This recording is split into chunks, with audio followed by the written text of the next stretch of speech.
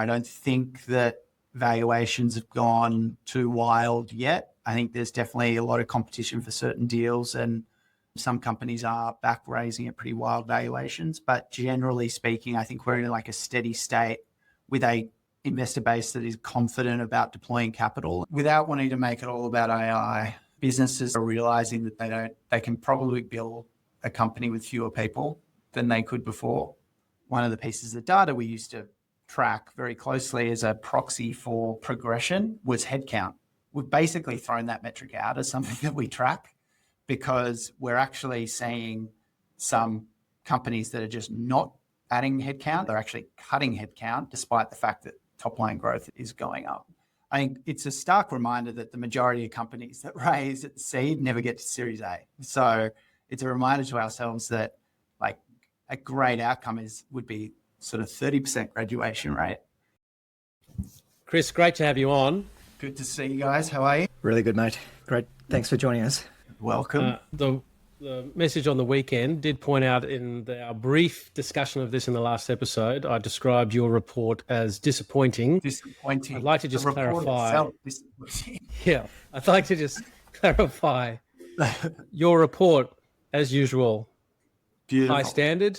Yeah. The investors' participation in deals, that's what's disappointing. So just really wanted to clarify that in person. Thanks for the clarity. Look, we could go down the path of doctoring the numbers and producing sort of the up and to the right, but as a VC, that would set a bad precedent for our portfolio companies to do something similar. So we do report as it is. Unfortunately, it doesn't always go straight up, but I think so we did a webinar last week with a number of VCs, and Taryn from Rampersand and Jackie from Airtree both made the comment that, and it is a feature, it's a bug and a feature, I guess, of our reports, is that there is a bit of a lag often in some of the deals that get announced. And if you try and look through other parts of the report that dig into more survey data and sentiment of VCs and investors, that's super positive.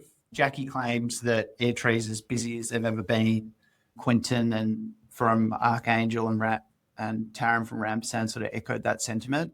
And so there may be just an underreporting of deals, but the reality is that is always a feature of the data. So if you're looking at the time series and it's always slightly delayed, undeniably the quarter was a slower quarter. So disappointing. Obviously, we want to just see continued traction and a bounce back that resembles all of the news that we're seeing out of the US around tech. But yeah, it was a slower quarter than what we predicted for sure. Yeah, the kind of headline data for those that haven't read the report yet, like total capital raise fell to 812 million. What was it, the weakest quarter in over 2 years? Yeah. Is there any causality that you see there, Chris? Well, the reality is with the quantum, the cash quantum, the big driver is number of very large deals. So if you've got a handful that come through in any given quarter, it can really swing the pendulum to make it look like a really, really strong quarter. So last quarter, there was Airwalix's announcement. We only reported on the primary component of that deal, which is what we try and do with all the deals. And then you didn't really see any large above $100 million transactions. If there were a couple that had dropped in, then the numbers would have swung in the opposite direction. So I think that the quantum of deals was good, not great as well. But I think coming back to what some of the VCs said on the webinar we did last week, there's a lot of movement, particularly at the very, very early stage. I think you guys play at a similar stage to what we do at 5V, which is more that Series A. But we are seeing a lot of pre-seed, seed companies that are coming through, building this AI application layer that presumably if they're all getting done, we're going to see more deal announcements over the course of the year. But certainly the absence of large deals really does swing the volume negative. I've looked through our data to say, realistically, what are the large rounds that are going to happen over the course of the remainder of the year? Now, there are some that, presumably, if you believe what's been said by management and the VCs, like the likes of a Canva coming out and announcing another primary round, that's huge seems low if you believe that the stage of the journey that everyone's sort of talking about, which is that sort of positioning for an IPO in the next 12 months. And then you've got Employment Hero that announced, Culture Amp and Employment Hero that announced large rounds relatively recently. You've obviously just had Airwallex, so the likelihood that they're going to come back with a very, very large round. Now, there are some companies that have been building over the last year or so and maybe only raised a $20 million round last year or the year before, and maybe they're hiding in the wings to announce that big over $100 million round. But yeah, it's not super evident to me of who those would be at this stage. So we may be looking at a few more quarters of maybe deals, the deal count will go up. But yeah, we really, for the volume of capital to really uptick, we're going to have to see some mega deals come through, which I like candidly, I can't see where they're going to be. Yeah, on 5 things you need to know, number 3 was AI is no longer a niche. It entered the top 5 most funded sectors for the first time and ranked second by deal count. Yeah. And then there's also a line that says the line between AI and software is fading fast, with many investors treating the use of technology as table stakes for funding. We in our UK mission most recently, there's a lot of investors now that are just going, if this is not like AI at the core or somewhat AI native, don't even send the pitch deck. Is that sort of what that's saying? Yeah, so I think from my perspective is that it is a part of the tech stack. So utilize on the basis that the majority, or if not all of the companies that we're seeing locally that are AI native, let's call it 95% of them are building at the application layer. There are certainly some that are playing at a sort of infrastructure type layer. Relevance AI is probably the best known of those. And then there are some that are doing things like safety around the utilization of models and cybersecurity applications specifically for AI. But I think if you looked at the companies that we're seeing and that where the deals are getting done, it's mainly at the application layer. I think we're still at the stage where we're saying, well, if they couldn't exist if not for this new technology, then we're saying, well, it's an AI at the core. I think in 2 years from now, we're not going to be talking about that. It's going to be the same as saying that it's a cloud business. And so I think to your point around certain investors, either here or overseas, and are saying, well, if you don't have an AI offering, then don't even come and talk to us. My read through on that would be, it would be a signal that maybe the tech leadership in that business was not at the cutting edge of what could be possible in software. If they're just burying their head in the sand and saying, no, we get it. There's a lot of noise around AI, but it's not for us. We don't think our product could be better with it. I think that would be a very negative signal. We have portfolio companies at 5V that existed well before this most recent wave of tech. Almost, I would say all of them have AI strategies on the roadmap to not throw the old product out, but to make it better, make it stickier, make it easier to use. And if you're not doing that, then you're ignoring what is clearly a phenomenal technology that clearly makes the customer experience better, can add value to your customer. And so it would be a negative signal for sure. Is that what you guys are seeing within your portfolio as well? Yeah, very similar. I totally agree with you on that. And it's interesting, even not just the investors in the UK, but the corporate buyers, like enterprise customers, were saying that their expectation is that your product stack will include some element of AI, and if not, we won't purchase. Not quite seeing that on the Australian buy side here, but no, very similar experience to you. Well, I think if you look at the very large end of town in terms of enterprises that are potentially publicly listed or certainly have a board, like we know that boards are looking at the CEO and say, what is your AI strategy? Whether or not you're a law firm or you're a services business or you're a large conglomerate, if you're an airline, boards are saying to the management teams, what is your AI strategy? And so if you're not building it yourself, or if there's not a natural way to incorporate AI into your own product offering, it's, well, we are making our customer service team more efficient by adopting this new customer service platform, which is powered by AI. We are cutting marketing costs by adopting this new marketing tool that allows us to have one designer on staff as opposed to 3. So I do think that there is a lot of push down from like the very, very top at the board to show that the expectation from management is that they're leaning into it. And you've seen comments in the press from the big bank CEOs, Qantas leadership, like these very large businesses that have all said that they are leaning in and looking for ways to adopt AI to improve their overall experience. And I think for the most part, they're going to be buying product as opposed to transforming their own business. Yeah, well, sure. Qantas might be able to put some AI on data security to help with that now that my name, address, and everything else is out there. I think the other thing we're seeing people get more comfortable with is being a wrapper is okay as long as you've got good go-to-market, good verticalization, good stickiness.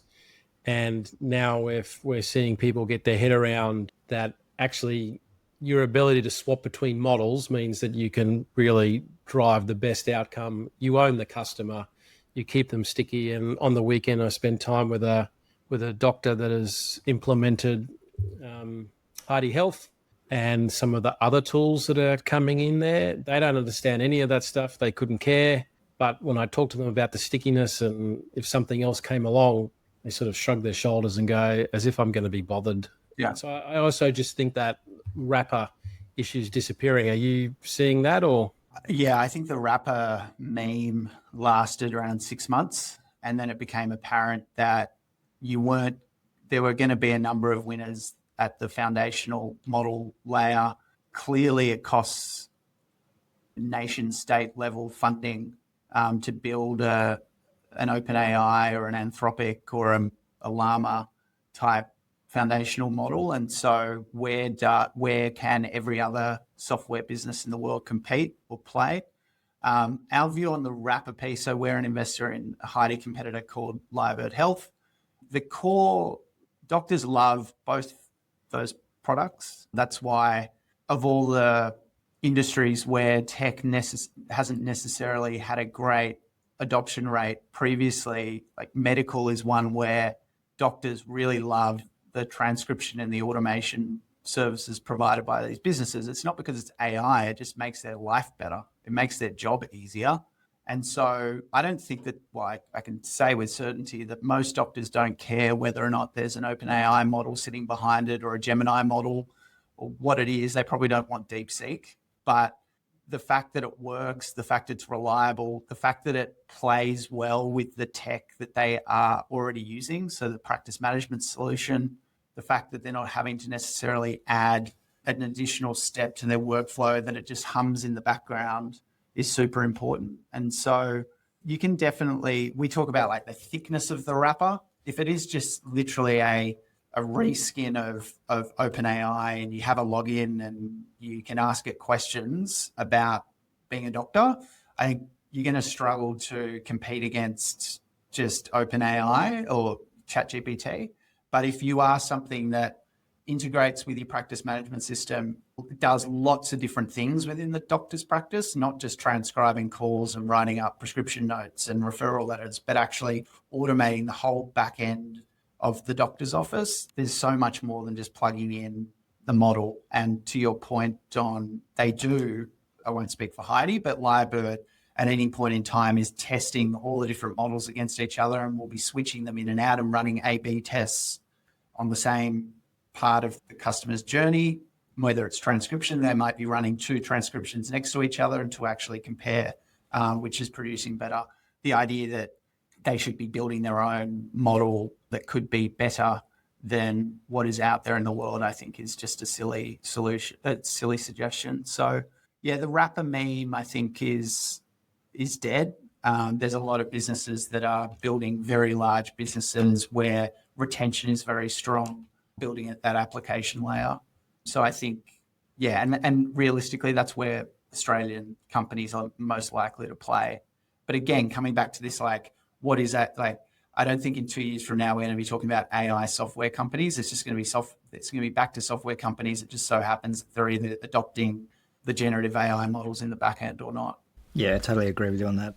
I think one other point in this report that really stood out for me, given the space that we play in, was that Australian startups have had higher conversion from seed to Series A than their US counterparts for 9 of the last 11 quarters. And it could be easy to say, well, maybe that's more something to do with the US market, but we're also seeing more co-investment from international VCs, right? So, yeah, keen to hear your thoughts on that and yeah, what kind of insights you got from the data around that. Yeah, it's a narrative violation, I think, in terms of what we've been saying for the last 2 years, or not even 2 years anymore, since 2021, three and a half, 4 years, that all of these companies that raised during that era have really struggled to go on and raise again. I think it's a stark reminder that the majority of companies that raise at the seed never get to Series A. So it's a reminder to ourselves that like a great outcome would be sort of 30% graduation rate. So that's point number one. Like it's really hard to go from seed stage to Series A. Just it's hopefully gets incrementally easier as you become more of an established business. But the graduation rates are low, and we should always expect them to be low. And if they're not, then the risk profile of the companies that we're backing simply isn't high enough and are not going to generate those outside returns that are different from any other asset class. I can't quite figure out why Australia, in the data set that we looked at versus the US data that we took from Carter's analysis, it's great. If you were to try and red team as to it, like reading a negative, maybe it's that we are backing businesses that are less risky. There are obviously the denominator in the US is much larger. There's thousands of VC funds funding tens of thousands, if not more, startups in the US every year. Here, it's a much smaller ecosystem. Maybe the quality of the seed companies are higher by the time that they actually do raise capital, and so they're slightly more de-risked versus what a seed company in the US looks like. But I think generally it was surprising to me because it is a narrative that we've talked about for the last 3 years that companies that raised in 2021 have really struggled to raise since. What we didn't look at was the later stage graduation rates. So looking at Series A or Series B companies and what percentage of them have graduated to the next phase. I think that's would be an interesting thing to look at because the quantums of cash and the valuations that they raised at are significantly higher at the seed stage. And so whether they've been able to grow into what is required of them to go from A to B or B to C or C to D is just in an absolute sense much smaller than at the seed stage, where often the revenue is not high enough anyway to apply any sort of reasonable valuation approach to it. It's sort of just this is what we think you're worth. And then when you get to the Series A, it becomes a more, albeit very simple, typically revenue multiple, but it is where there starts to be more of a look at the fundamentals of the business to reach a valuation. But look, I'll take the win. I think we've done really well, and even particularly if you compare it to that pre-2021 era, like something happened in that era or post that era that's meant that they've done a lot better. I said in the piece that I think a key driver of it is that there's a lot more capital, more diversified capital, both from local funds and overseas funds that are looking to fund opportunities down here, which is super positive. So that's at the national level. You have also just released a report for 2025 financial year for Queensland. Yeah. And that's sponsored by QIC. Is it sponsored by anybody else? No, in partnership with QIC, yeah. Okay. So they just with all of our, worth mentioning, and I think we're clear about this, but when we partner with organisations on reports like these, they don't have any editorial rights. So they partner with us to help us sort of dig into something that they're curious about and think that there'll be value from the ecosystem. And so we didn't do a annual report on Queensland earlier in the year. We did one for Victoria and New South Wales. So we thought it would be a good exercise to use the financial year to sort of see where the ecosystem was at. Really, I think super positive, the best year that we've had since that market correction. And in terms of the quantum of deals getting done, far and away the biggest year on record. So there are, tying it back to QIC, they have been in market investing through other funds and encouraging and making investments themselves, which is clearly had a lot of funds turn their attention to Queensland where they maybe wouldn't have otherwise. There are a lot of funds that have either set up shop in Queensland or brought on team members in Queensland and are hunting around in market where maybe they would have just focused on Sydney and Melbourne. So it's very positive. I think when you speak to founders that have set up shop there, I think that the remote work environment has meant that being able to start a business in Brisbane or the Gold Coast and have a team that is all over the world or certainly all over Australia has meant that typical critique of there not being a density of talent in these smaller markets has definitely come down. And so being able to start a business in a really nice place to live that's maybe more affordable than Sydney or Melbourne, albeit it seems everywhere is expensive to live. Yeah, that's a relative thing. But so the barriers to entry of starting a business have come down.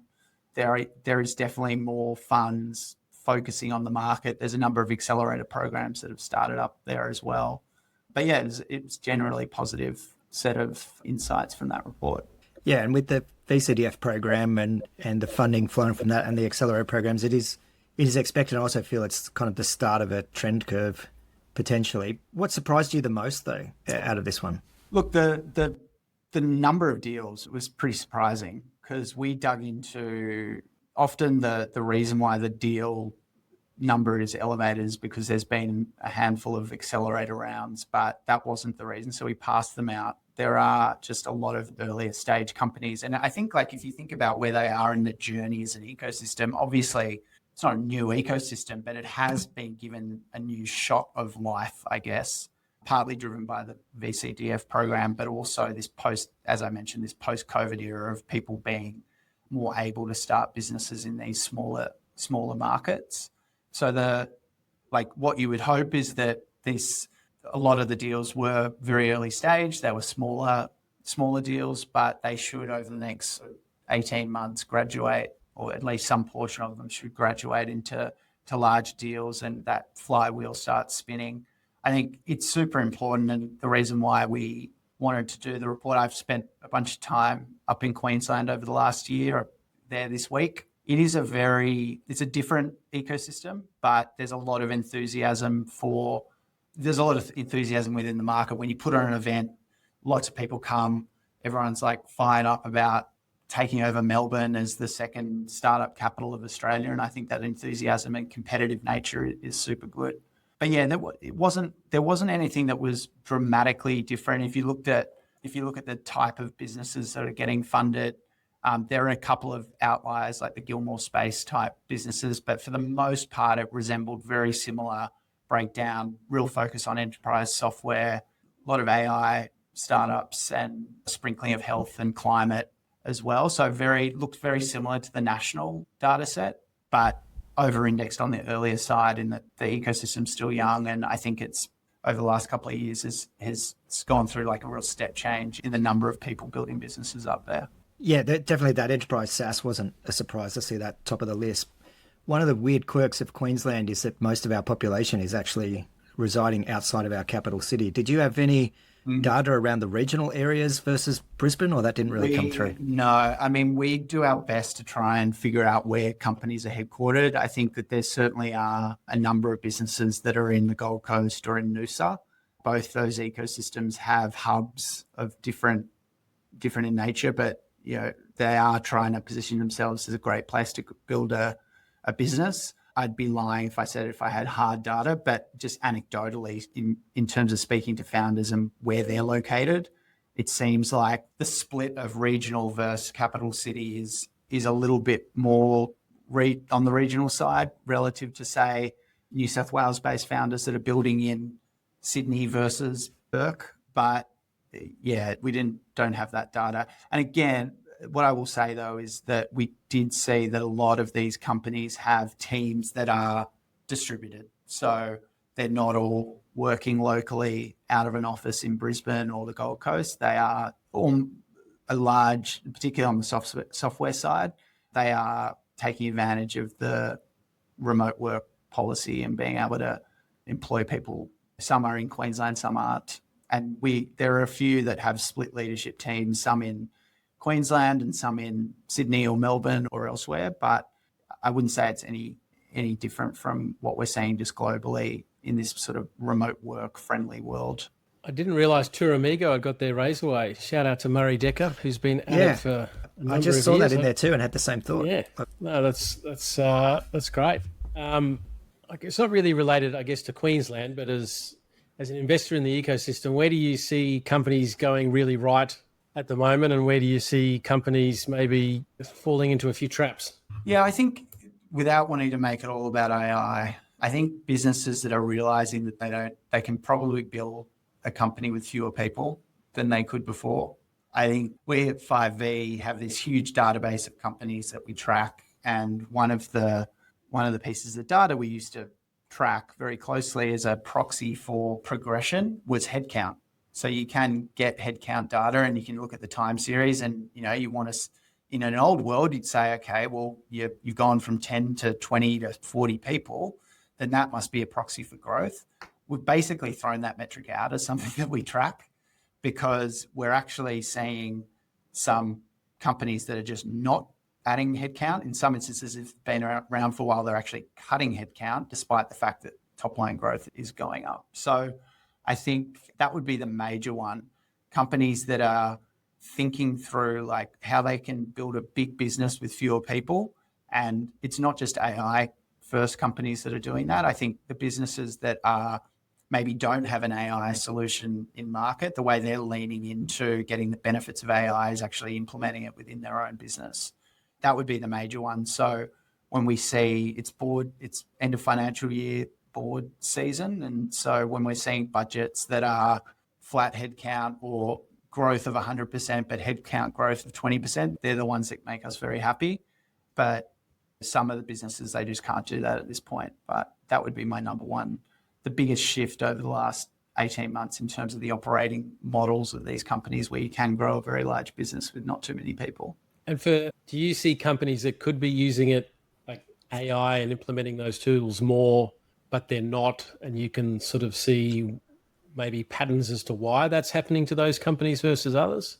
Yeah, I can't think of any portfolio companies that aren't using it at a coding level. So the engineering teams are all really taking advantage of Cursor or one of the other sort of coding co-pilots. So I would say across the board, because that makes sense. That's probably maybe wasn't originally a directive of the CEO that you must use this if you're in the engineering team.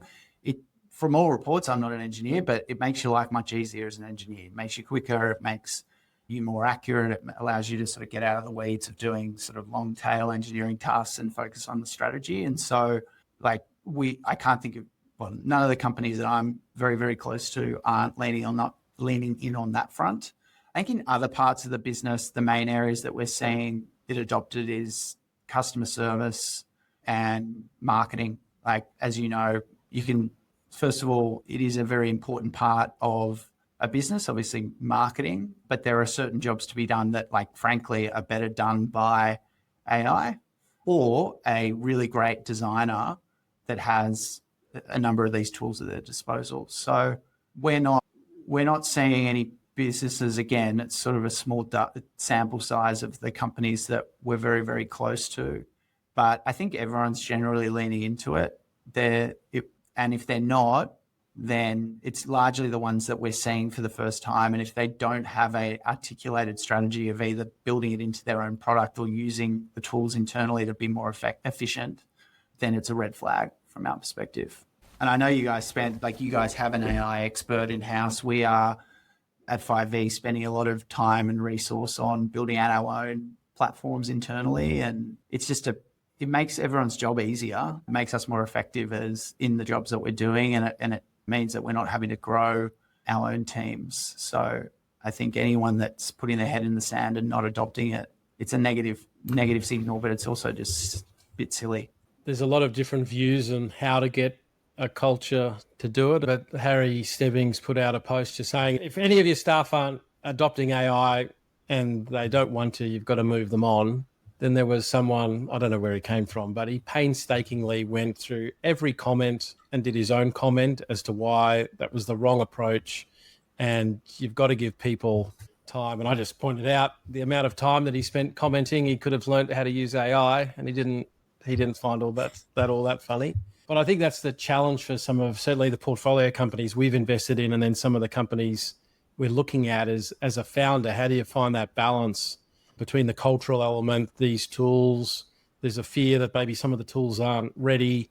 I think it's a difficult time to be a founder, and then sometimes as an investor trying to support on how quickly to run, how aggressive do you run, how much do you sacrifice culture over results.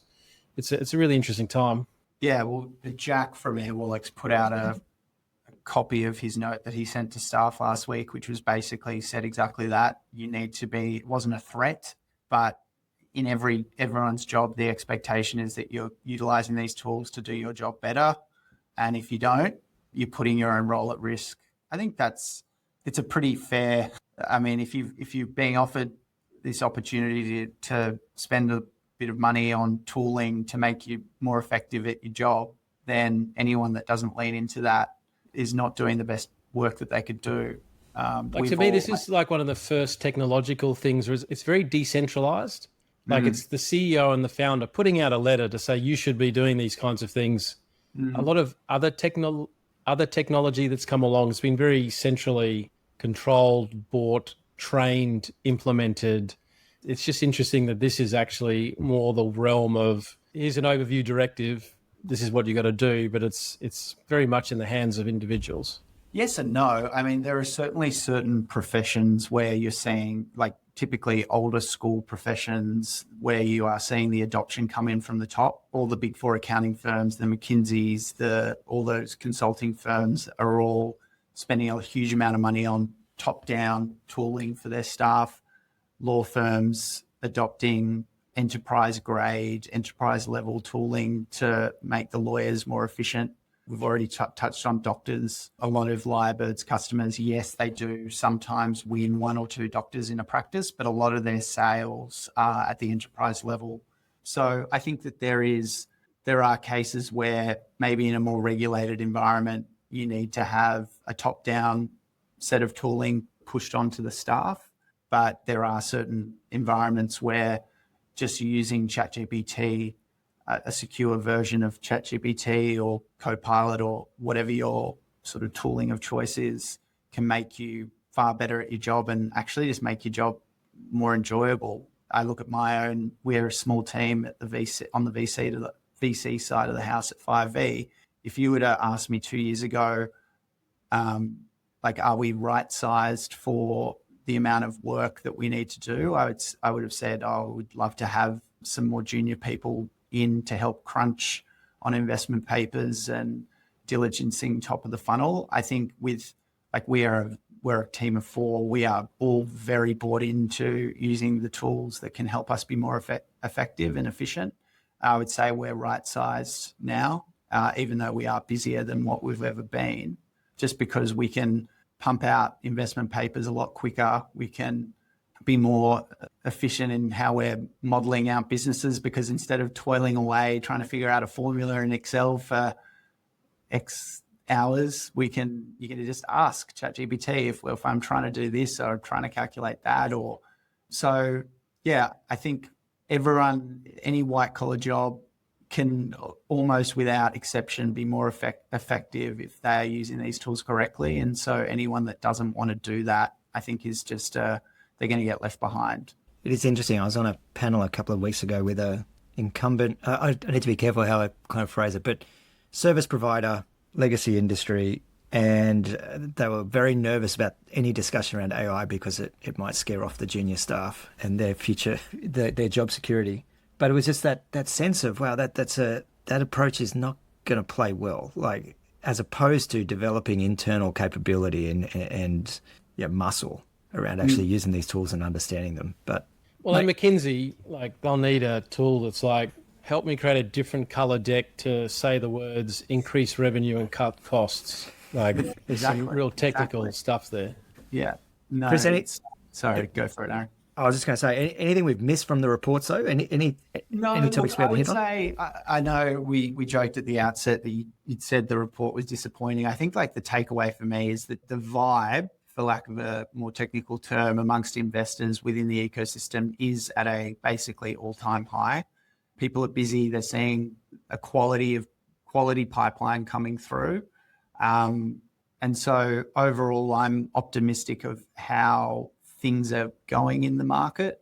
Now, whether or not that will translate to a record year of total funding announcements, I probably don't think it will. But I think overall, the calm of, like, we're in a bit of a calmer state, I think, in terms of just surety around how markets are. I don't think that valuations have gone too wild yet. I think there's definitely a lot of competition for certain deals, and some companies are back raising at pretty wild valuations. But generally speaking, I think we're in like a steady state with a investor base that is confident about deploying capital. And so there's a lot to be hopeful about that will continue.